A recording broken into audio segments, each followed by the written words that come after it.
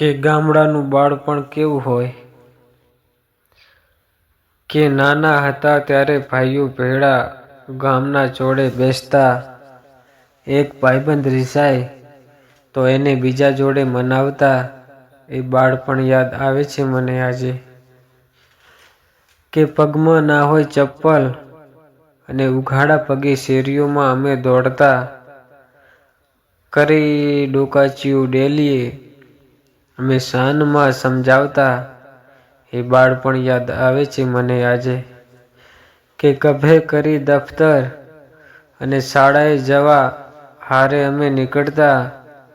ને 1 રૂપિયાની લે કોઈ વસ્તુ તો ભેગા બેસીને ખાતા. એ બાળપણ યાદ આવે છે મને આજે. કે માં જ્યારે ભાત લઈને ખેતરે જવા નીકળે ત્યારે રોઈને હારે થાતા.